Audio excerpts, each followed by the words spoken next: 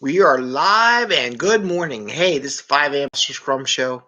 I am Greg Mester, Scrum Master and Agile Coach. It's about 8:17 in the morning. I know it's not early. It's early, but it's late. It's Monday. What do you want? I got class all day today. Anyway, hope you're doing well. This is our 514th episode of the show, giving tips and tricks, practical advice, practical ideas, thought on Scrum and Agile to bring value to the customer without working 60, 80 hours a week and get home to your family and friends so you can have fun at home and in the office, right? And because we're working all the time. It can't be fun if if it's a machine, then it's a machine. You're not going to enjoy what you do and create good quality product with the machine. Anyway, so it's Monday. Sorry I'm late. A couple things I want to talk about, some new stuff from before. Pointing outside versus inside and partnerships. It's a couple things I want to talk about real quick. And what I see a lot of people, a lot of teams do in a Scrum. So let's talk about pointing inwards and outwards. Outwards first and then inside, right?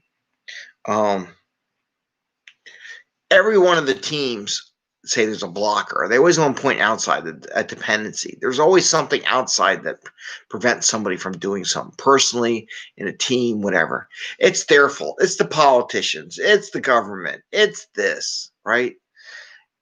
It's another team. It's the environment. It's the organization. It's the company. My question is, really should look at our inside. Did we get everything done on the inside to the best we can before we go looking outside? And that's a challenge. It's a cop-out, personally, honestly, to go say, well, the other team didn't do it. Well, did we call the other team? We're going to talk about partnership in a second. And they're two interrelated. It's kind of interesting. Where I wrote down these topics like last week. I wrote the partnership was today, but I didn't know what was going on this morning until earlier this morning what I had written. But the two are related. So a lot of teams and as Scrum Masters, we have to work with the team and say, well, really challenge the team. Part of the job of a Scrum Master is not just to hold a meeting, not just to facilitate, but also to challenge the team to become better, to challenge people to be better. The same as an Agile coach. It's part of my job is to challenge people to become better, challenge myself, find ways to be better. Sometimes I work, sometimes it fails. That's the honest truth. And it ain't no superhero. So, are you challenging your team to figure out what they can do on the inside? I've seen so many teams, oh, I can't do this. I can't do automated tests. I can't do it in a week. I can't get it done. Really? Can we just do one and see if it's possible rather than you tell me that it's impossible? But maybe we do one and just, prove me I'm wrong. I don't know. Why can't we do one? Maybe we can't do everything, but we can get one and get the feeling how we could do better.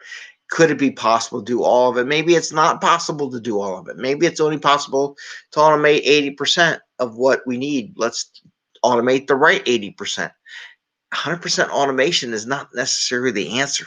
People don't think about that. And again, blaming other environment stuff. Can we make it so we're independent as much as humanly possible? So we don't have these dependencies, or the dependence we have is reduced down because we eliminate all our variables that could make our quality bad or develop a bug. So again, challenge what can be done on the inside. A cop-out is to point outside the organization, outside your team, that it's their fault you couldn't get what you needed. Same with people. When people say couldn't get something, did you do enough, right? Did I do enough? I question myself every day on that. A lot of times the answer is no. I feel bad and, you can get depressed and all, but you have to work it through. So the best way to get out of it is to try, right? And do a little extra, do a little more every once in a while when you get the time. So now I want to talk about partnership. And part of it was triggered because of coaching engagements I have. When I develop coaching engagements with my Scrum Masters that I work at companies and product owners and things like that, and BAs and developers and testers. So at first, I usually set up meetings just to get them going to feel what it would be like. But in the end, I really want my partner, my coachee, to schedule the meetings because it's for them. It's not for me. So they need to want to do it, right? And in a partnership, and you can partner with another organization, do you quickly say, well, they need to get their stuff done and they need to tell me when they're going to get it done? Or do you engage with them and become a partner with them and work hand in hand to come up with a solution? Maybe they don't have an interest in it. Maybe to them it doesn't matter.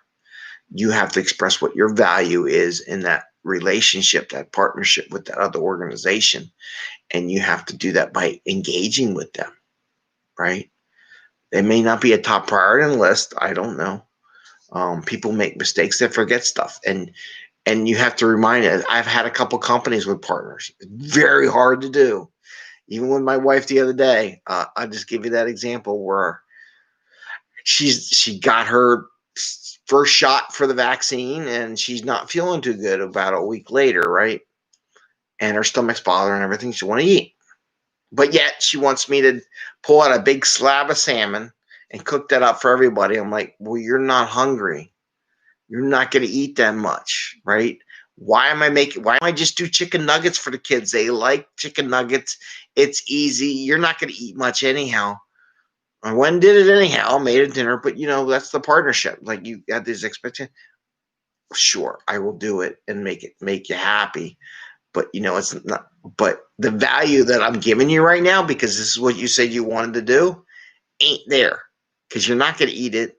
It's going to be a lot of leftovers, and we'll see who eats it the next day or two. I don't like keeping fish overnight in the fridge and for next day eating. It's just me. But the partnership is there, working with people to get there. I knew she wasn't feeling good. I took up the slack. I did it. Though she still complained about it. But you know what I mean? But those are the kind of things as a partner does, right?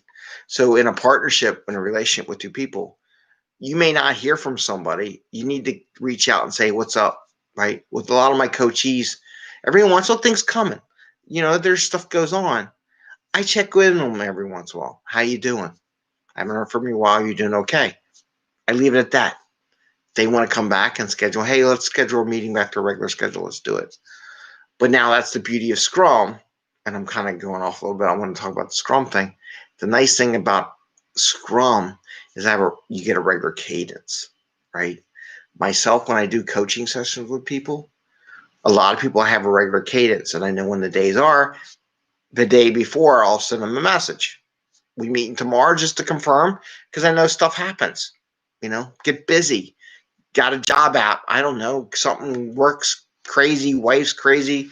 Life's crazy. But I kind of know what's coming along, and we'll talk about that another day on the beauty of a cadence. But I just want to talk about partnership. It's a two-way street. We talk about it all the time. Like when you do presentations, you're in a partnership with the other group. Why are you conveying it? What's in it for them, right? A good partner looks into what's in it for the other person, not just in what's in it for me. That's a cheap cop-out, right?